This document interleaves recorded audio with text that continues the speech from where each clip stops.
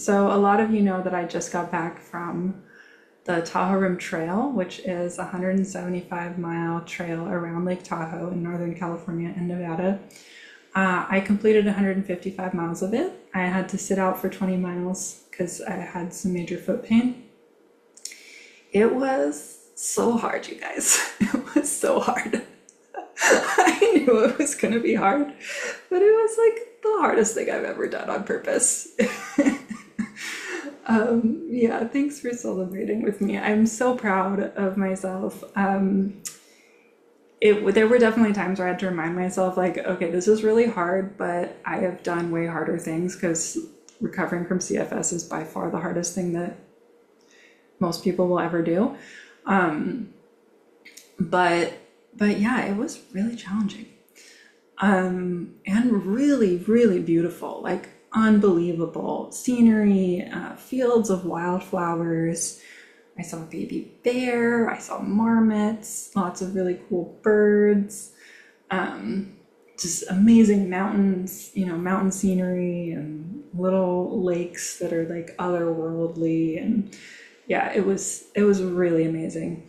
I also learned about myself that through hiking might not be my thing. I might be more of a like 5 to 10 mile a day backpacker rather than a 10 to 17 mile a day backpacker. And that's fine. That's a good thing to learn before setting out on something like the PCT. So yeah, I feel good about the trip. I am waiting to speak to a podiatrist because I think I messed up my feet pretty badly on this one. But I trust my body to be able to handle whatever comes. Yeah, and then as far as somatic tools to stay regulated, I think you came in late, Brooke, so you didn't see this, but we did several quick somatic tools at the beginning of this call. And I still go to those constantly. I reach for that, physiological sigh or the eye stretches daily, basically.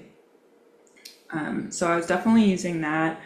I did also, I used a lot of the tools that I use for those hard days, for those kind of tough symptom days when I just didn't want to be hiking anymore and we still had a lot of miles to cover.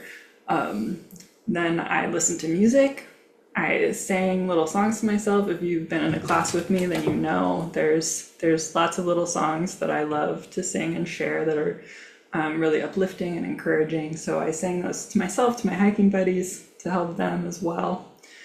I thought about my clients a lot, honestly. I thought about, the things that I was excited to share with you guys and the things I was looking forward to in this class that I'm running right now.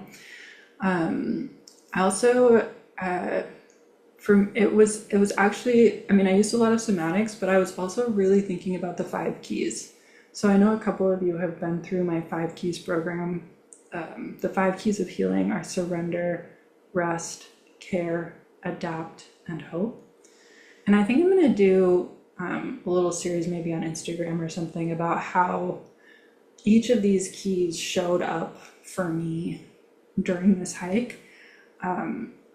Surrender to the miles, just like one foot in front of the other. This is what we're doing, like just not creating secondary suffering of what did I get myself into, how many miles are left, do we have to go up how many hills, how long is this uphill gonna last.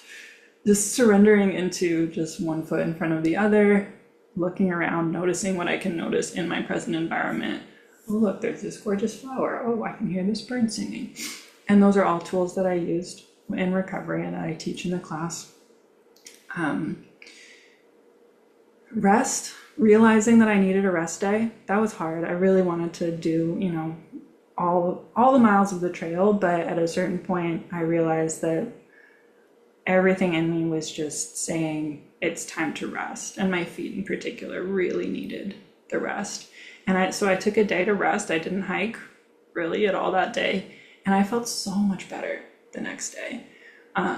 So remembering that you can rest, that rest time, giving yourself full permission to rest is so powerful. and that you don't necessarily have to wait until your body forces you to rest to take that rest.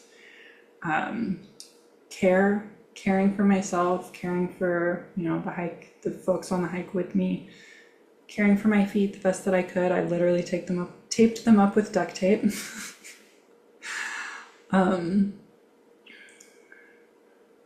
What's the next key? Surrender, rest, care, adapt, and help. Yeah, adapting. So like trying to figure out, okay, what can I do differently through each phase of the hike? How do I need to adjust things? I was able to, drop some gear off at one point, pick up some more gear, just all those little changes that you can make, and then adapting to your body will adapt, to what you're doing. Like my circadian rhythm just dropped right into the sun schedule, being outside for that long. I usually sleep like crap when I'm backpacking, but I slept great after hiking, 12, 15 miles. So my body figured out how to live outside, how to hike for that many miles a day. My legs just got super strong. So the body's adapting to whatever you're doing, whatever you put in front of it. Basically, it's going to feel challenging at first, and then pretty soon it just feels normal, which is pretty cool. And then hope. The hope key is also important. So just noticing, what can I hope for? What do I feel excited about? Focusing on just the next little goal of getting to that lake for lunch, getting to the top of this mountain, checking out the view, those little incremental goals. And then I think you can see how this translates into recovery as well, hopefully. But yeah, so I was really thinking a lot about the 5 keys, and I'm excited to be offering that again soon. Yeah, I will be offering it again. My goal is to start the class in late September, which means I'm going to offer a free workshop about the 5 keys. And believe me, I think several of you have done the workshop. It is not just a sales pitch. This is very in-depth on each of the 5 keys with tools that you can take and use right away, whether or not you sign up for the full class. It's based on the major mind shift that I had that was where the trajectory of my illness turned around. So without going too much into it, just there is this kind of magic mindset of recovery where you can fully accept where you're at right now and also be completely dedicated to improving and recovering.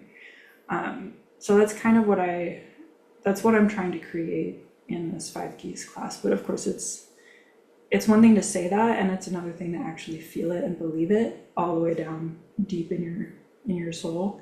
And then of course there's lots of somatics, there's lots of singing, there's lots of journaling and visualization and other tools in the program. But yeah, I'll go into that more in the workshop. I definitely would recommend coming to the workshop, and I have kind of an assessment for each of the 5 keys, so you can see where you're at with each of them and what you might want to start working on.